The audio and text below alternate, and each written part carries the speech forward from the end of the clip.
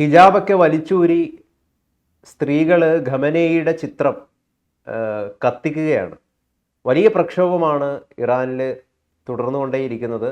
നിരവധി പ്രക്ഷോഭകാരികളെ ഈ നെറികെട്ട ഭരണാധികാരിയുടെ കീഴിൽ ആ ഭരണകൂടം നിഷ്കരുണം കൊല്ലുകയാണ്. ഏതായാലും 2000-ൽ കൂടുതൽ കണക്കുകൾ വരികയാണ്, അത്രയും ആളുകൾ അവിടെ കൊല്ലപ്പെട്ടിരിക്കുന്നു എന്നുള്ളത്. യഥാർത്ഥത്തിൽ ഭാവിയിൽ വരും ദിവസങ്ങളിൽ എന്ത് സംഭവിക്കും എന്നുള്ളത് വളരെ നിർണായകമാണ്. ഇന്ത്യയുടെ താല്പര്യത്തിനനുസരിച്ചിട്ട് എന്തായിരിക്കണം ഇറാനിൽ സംഭവിക്കേണ്ടത്? അതായത് ഈ ജനാധിപത്യം ആഗ്രഹിക്കുന്ന ഈ വിപ്ലവകാരികൾ നയിക്കുന്ന ഒരു ഭരണകൂടമാണോ, അതോ അമേരിക്കയുടെ ഭരണകൂടമാണോ, അതോ ഖമനേയി തന്നെ തുടരുന്നതാണോ ഇന്ത്യയുടെ താല്പര്യങ്ങൾക്ക് ഗുണകരമാകുക? എങ്ങനെയാണ് അങ്ങ് വിലയിരുത്തുന്നത്? ഇത് നമ്മൾ വിചാരിക്കുന്ന അത്ര ലളിതമായിട്ടുള്ള ഒരു വിഷയമല്ല. അതായത് ഇത് കറുപ്പും വെളുപ്പുമായിട്ട് വേർതിരിക്കാൻ പറ്റുന്ന ഒരു സംഭവമല്ല. ഇതിൽ ഒരുപാട് ഈ ഗ്രേ ഏരിയാസ് എന്ന് ഇംഗ്ലീഷിൽ പറയുന്നത് ഉണ്ട്. ഒറ്റയടിക്ക് നമ്മൾ ചരിത്രം പരിശോധിച്ചാൽ യഥാർത്ഥത്തിൽ ഇന്ത്യക്ക് കുറച്ചെങ്കിലും അനുകൂലമായ പല നിലപാടുകളും എടുത്തത് 1978-ലെ ഇസ്ലാമിക വിപ്ലവത്തിന് ശേഷമാണ്. ഇത് കേൾക്കുമ്പോൾ പലർക്കും അത്ഭുതം ഉണ്ടാകും, പക്ഷെ ചരിത്രം അങ്ങനെയാണ്. അയത്തുള്ള റുഹുള്ള ഖമൈനിയുടെ നേതൃത്വത്തിൽ 1978-ൽ അന്നത്തെ ഭരണാധികാരിയായ ഷാ പെഹ്ലവിയെ അവിടെ നിന്നും അയാൾ അവിടെ നിന്ന് ഓടിപ്പോയതിനു ശേഷമാണ് ഇറാൻ ഇന്ത്യക്ക് അനുകൂലമായ നിലപാടുകൾ എടുത്ത് തുടങ്ങിയത്. അതിനു മുമ്പ് ഇറാനിൽ ചക്രവർത്തിയായ ഷാ ഭരിച്ചുകൊണ്ടിരുന്ന കാലഘട്ടത്തിൽ, ഷാ പെഹ്ലവി ഭരിച്ചുകൊണ്ടിരുന്ന കാലഘട്ടത്തിൽ പൂർണ്ണമായും പാകിസ്ഥാനെ പിന്തുണയ്ക്കുന്ന നിലപാടായിരുന്നു ഇറാൻ്റേത്. അന്ന് പാശ്ചാത്യവൽക്കരിക്കപ്പെട്ട ഇറാൻ, അമേരിക്കയുടെ സജീവ പിന്തുണയോടെയുള്ള ഇറാൻ ഇന്ത്യക്ക് പൂർണ്ണമായി എതിരായിരുന്നു. അങ്ങനെയുള്ള ഇറാന്റെ നിലപാടുകൾ ഇന്ത്യക്ക് താരതമ്യേന, ഞാൻ ഖമൈനി ഇന്ത്യയുടെ സുഹൃത്താണ് എന്നൊന്നും ഞാൻ പറയുന്നില്ല, പക്ഷേ ബാക്കി, അതായത് അവിടെ ഒരു ഈ ജനാധിപത്യം എന്ന് പറയുന്നത് ഈ അറബ് രാജ്യങ്ങളിൽ അല്ലെങ്കിൽ ഇറാൻ അറബ് രാജ്യമല്ല, പേർഷ്യൻ രാജ്യത്ത് ജനാധിപത്യം എന്ന് പറയുന്നതിന് വലിയ ഒരു പ്രസക്തി ഒന്നുമില്ല. കാരണം അവിടുത്തെ ജനാധിപത്യം എന്ന് പറയുന്നത് മതാധിപത്യമാണ്, തിയോക്രസിയാണ്. അപ്പം ഈ ഖമൈനിയെ മാറ്റിയിട്ട് ആര് വന്നാലും അത് ഇന്ത്യക്ക് അനുകൂലമാവാനിടയില്ല. കാരണം അങ്ങനെ വരാനിരിക്കുന്നത്, ഇപ്പം ഗൗതം പറഞ്ഞ പോലെ അമേരിക്കയുടെ ഭരണകൂടവും ജനാധിപത്യം അങ്ങനെ രണ്ടില്ല. അവിടെ വരാനിരിക്കുന്ന ഭരണകൂടം എന്ന് പറയുന്നത് ഈ ജനാധിപത്യത്തിന്റെ മുഖംമൂടിയിട്ട അമേരിക്കൻ പിന്തുണയുള്ള ഒരു ഗ്രൂപ്പായിരിക്കും. അത് ഇന്ത്യക്ക് ഒട്ടും ഇന്ത്യയുടെ താല്പര്യങ്ങൾക്ക് അനുകൂലമല്ല എന്ന് തന്നെ ഞാൻ പറയും. പ്രദേശത്ത് അസ്ഥിരതയുണ്ടാകും, അത് സ്വാഭാവികമായിട്ടും. ഇനി ഞാൻ ഈ പറയുന്ന ഇപ്പൊ ഖമൈനി ഇന്ത്യയെ അനുകൂലിച്ചു, ഇന്ത്യക്ക് താരതമ്യേന അനുകൂല നിലപാടെടുത്തു എന്ന് പറയുമ്പോൾ ഇയാൾ പറയുന്ന വല്ല വസ്തുതയുടെ അടിസ്ഥാനത്തിലാണ്, ഇങ്ങരുടെ പിന്നെ സ്വന്തം താല്പര്യം പറയുവാണോ എന്ന് സംശയിക്കുന്ന ആൾക്കാരുണ്ടാവും. അവർക്ക് ഞാൻ കൃത്യമായൊരു മറുപടി പറയാം. അതായത് നമ്മൾ തിരിഞ്ഞു നോക്കുമ്പോൾ ഈ ഷായുടെ ഭരണകാലത്ത് യുദ്ധങ്ങളൊക്കെ ഉണ്ടാകുമ്പോൾ പെട്ടെന്ന് പാകിസ്ഥാൻ ആയുധങ്ങളും വെടിക്കോപ്പുകളും എത്തിക്കുന്ന ജോലി ഇറാൻ്റേതായിരുന്നു. എന്തിന് 1972-ൽ 71-72 കാലഘട്ടത്തിലുണ്ടായ ബംഗ്ലാദേശ് വിമോചന യുദ്ധം നടക്കുമ്പോൾ പാകിസ്ഥാന്റെ വിമാനങ്ങൾ ഇന്ത്യയുടെ ബോംബാക്രമണത്തിൽ രക്ഷിക്കാനായിട്ട് ഇറാനിലേക്ക് മാറ്റിയിരുന്നു. ഇറാനിലെ താവളങ്ങളിലാണ് അത് സൂക്ഷിച്ചിരുന്നത്. മാത്രമല്ല ജോർഡാന്റെ വിമാനങ്ങൾ ഇറാന്റെ വിമാനങ്ങളും പാകിസ്ഥാന് കൊടുക്കാൻ ഷാ സന്നദ്ധനായിരുന്നു. ആയുധങ്ങളും വെടിക്കോപ്പുകളും എത്തിച്ചിരുന്നു. അതിനു മുമ്പ് 65-ലെ യുദ്ധകാലത്തും ആയുധങ്ങളും വെടിക്കോപ്പുകളും പാകിസ്ഥാൻ എത്തിച്ചിരുന്നത് ഇറാനാണ്. അതും കൂടാതെ വലിയ രീതിയിലുള്ള ധനസഹായവും പാകിസ്ഥാന് കൊടുത്തിരുന്നു. അതെല്ലാം നിന്നു ഇസ്ലാമിക വിപ്ലവത്തിന് ശേഷം. ഇസ്ലാമിക വിപ്ലവത്തിന് ശേഷം ഇറാനെ സംബന്ധിച്ചിടത്തോളം ഷിയാക്കളുടെ താല്പര്യങ്ങൾക്കായി ഇറാനിൽ മുൻഗണന. പാകിസ്ഥാനിലെ ദുരിതമനുഭവിക്കുന്ന 25% വരുന്ന ഷിയാക്കളുടെ പ്രശ്നത്തിനും പ്രതിസന്ധിക്കുമാണ് ഖമൈനിമാർ എന്ന് മുൻഗണന കൊടുത്തിരുന്നത്.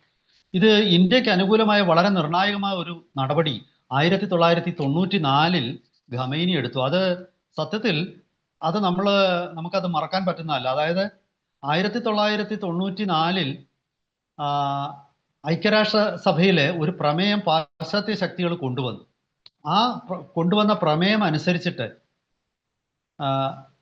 ഇന്ത്യയെ കശ്മീരിൽ ഇന്ത്യ പിന്നെ ഭീകരർക്കും വിഘടനവാദികൾക്കും എതിരെ എടുക്കുന്ന നടപടികൾ പ്രതിരോധിക്കാനായിട്ട് ഇന്ത്യക്കെതിരെ ഉപരോധം കൊണ്ടുവരണമെന്നും ഇന്ത്യയുടെ മനുഷ്യാവകാശ ലംഘനങ്ങളെ പ്രതിഷേധിച്ചുകൊണ്ട് ഒരു പ്രമേയം പാശ്ചാത്യ രാഷ്ട്രങ്ങളുടെ സഹായത്തോടു കൂടി അവിടെ അവതരിപ്പിക്കപ്പെട്ടു. ഓർഗനൈസേഷൻ ഓഫ് ഇസ്ലാമിക് കൺട്രീസിൽ ഇങ്ങനെ ഒരു പ്രമേയം അവതരിപ്പിക്കപ്പെട്ടു. ഈ രണ്ടിടത്തും ഇന്ത്യക്ക് അനുകൂലമായിട്ട് വോട്ട് ചെയ്തത് അന്നത്തെ ഇറാനിയൻ പ്രസിഡന്റ് ആയിരുന്ന ഹഷ്മി റഫ്സഞ്ചാനിയാണ്. ആ റഫ്സഞ്ചാനി അന്ന് അങ്ങനെ വോട്ട് ചെയ്യുന്നത് അയത്തുള്ള ഖമൈനിയുടെ നിർദ്ദേശപ്രകാരമാണ്. അപ്പം ഞാൻ പറഞ്ഞു വന്നത്, സ്വാഭാവികമായിട്ടും അയത്തുള്ളമാര് നമ്മളെ ഇന്ത്യയോട് പ്രത്യേകിച്ച് വിരോധമൊന്നുമില്ലായിരുന്നു. പക്ഷെ അവർ ഇടയ്ക്കിടയ്ക്ക് കശ്മീരിന്റെ കാര്യത്തിൽ പിന്നെ വിഘടനവാദികൾക്ക് അനുകൂലമായ നിലപാടും എടുക്കുമായിരുന്നു. അത് വാചകവഴി നടത്തുമെങ്കിലും ഐക്യരാഷ്ട്രസഭയിലോ അതുപോലുള്ള വേദികളിലോ ഒരു വോട്ടിങ്ങോ പ്രമേയമോ വന്നാൽ അപ്പോൾ ഇന്ത്യയുടെ അനുകൂലമായിട്ട് അവർ നിൽക്കും. അങ്ങനെ ഒരു തന്ത്രപരമായ നിലപാടാണ് ഇറാൻ എടുക്കുന്നത്. അപ്പോൾ ആ തന്ത്രപരമായ നിലപാടെടുക്കുന്നതിൽ നമുക്ക് അവരെ അങ്ങ് എന്താണ് പിന്നെ കുറ്റപ്പെടുത്താനും പറ്റത്തില്ല. കാരണം ഇന്ത്യയും അങ്ങനെ നിലപാട് എടുക്കാറുണ്ട്. ഇവിടെ പിന്നെ ഒരിക്കൽ ഇന്റർനാഷണൽ ആറ്റമിക് എനർജി ഏജൻസിയിലെ വിഷയത്തിൽ അവിടെ ഇറാനിൽ പരിശോധന നടത്തുന്ന വിഷയത്തിൽ ഇറാനെതിരായിട്ട് ഇന്ത്യ വോട്ട് ചെയ്തിട്ടുണ്ട്. അതുപോലെ തന്നെ ഈ കഴിഞ്ഞ 2017 അയത്തുള്ള അലി ഖമൈനി പിന്നെ കശ്മീരിന്റെ വിഷയം, അത് പിന്നെ ലോകത്തെമ്പാടുമുള്ള മുസ്ലിങ്ങൾ കശ്മീരികൾക്ക് പിന്തുണ കൊടുക്കണമെന്നും യമനിലെയും ബഹ്റൈനിലെയും മുസ്ലിങ്ങളുടെ പ്രശ്നവും കാശ്മീരിലെ പ്രശ്നവുമായിട്ട് ഇക്വേറ്റ് ചെയ്തുകൊണ്ട് അതിനെ താരതമ്യപ്പെടുത്തിക്കൊണ്ട് പ്രസ്താവന ഇറക്കി. അതായത് അവിടെ ഇന്ത്യ അടിച്ചമർത്തൽ നടത്തുന്നു എന്നൊരു പ്രസ്താവന അദ്ദേഹം ഒരു ഈദ് സന്ദേശത്തിൽ അദ്ദേഹം അങ്ങനെ ഒരു പ്രസ്താവന നടത്തി. അതുകൂടാതെ ഇതിന് മുമ്പ് നടത്തിയിട്ടുണ്ട്. 2010 അങ്ങനെ മറ്റൊരു പ്രസ്താവന നടത്തുന്നത്.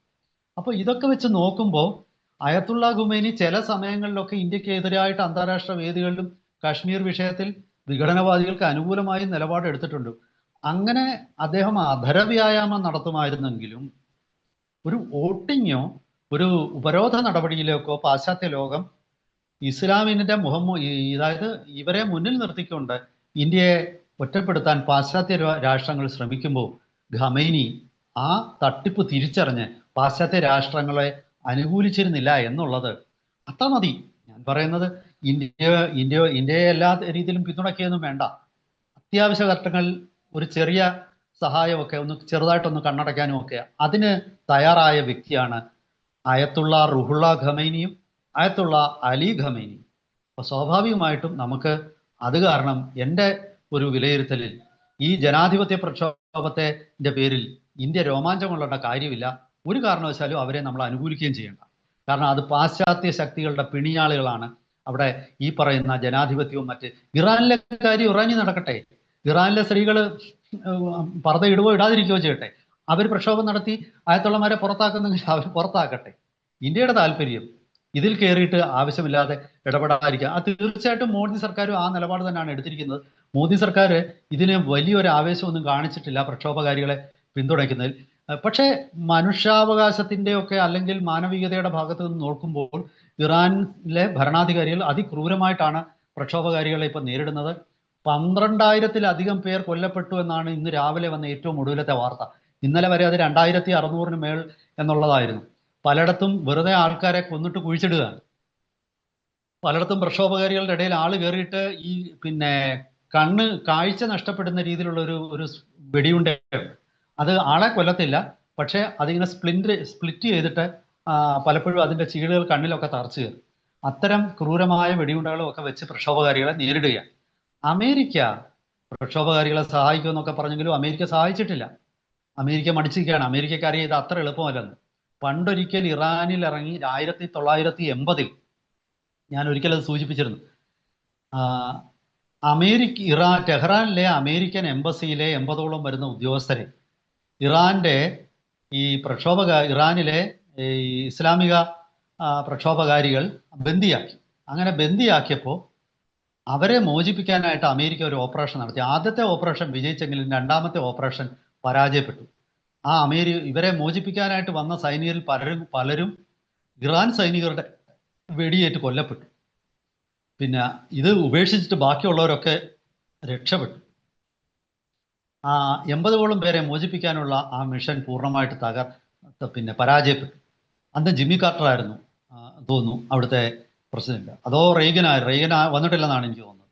പക്ഷെ എന്നിരുന്നാലും ഇതൊക്കെ ആണെങ്കിലും ശരി, അമേരിക്കയ്ക്ക് ഇപ്പോൾ ഇറാന് മേൽ ഡിസ്പ്രപ്പോർഷനേറ്റ് ആയിട്ടുള്ള ഒരു മേധാവിത്വമുണ്ട്. അമേരിക്കയാണ് ഇന്ന് ലോകത്തിലെ ഏക ശക്തി, പണ്ടത്തെ പോലെ അല്ല. ഇതൊക്കെ ആണെങ്കിലും ഇറാനിൽ വെനിസ്വേലയിലെ പോലെ ഇടപെടാൻ അമേരിക്ക മടിക്കുന്നുണ്ട്. അമേരിക്കയ്ക്ക് അതിൻ്റെ തിരിച്ചടി ഉണ്ടാകുമോ എന്ന് ഭയമുണ്ട്. എന്തായാലും വരും ദിവസങ്ങളിൽ കൂടുതൽ വിവരങ്ങൾ, എൻ്റെ ഒരു ഊഹത്തിൽ പ്രക്ഷോഭകാരികൾക്ക് ആയുധങ്ങളോ അല്ലെങ്കിൽ എന്താണ് ഇന്റർനെറ്റ് വഴിയുള്ള സഹായങ്ങളോ ഒക്കെ ആ രീതിയിൽ കൊടുക്കുമെന്നല്ലാതെ അമേരിക്കൻ സൈന്യം നേരിട്ട് ഇടപെടാനുള്ള സാധ്യത കുറവാണെന്നാണ് ഞാൻ കരുതുന്നത്. വരും ദിവസങ്ങളിൽ കൂടുതൽ അപ്ഡേറ്റ്സുമായിട്ട് നമുക്ക് മുന്നോട്ട് പോകാം. എന്തായാലും മോദി സർക്കാർ വളരെ ആലോചിച്ചുറച്ചുള്ള പ്രതികരണമാണ് ഇതിൽ നടത്തുന്നത്.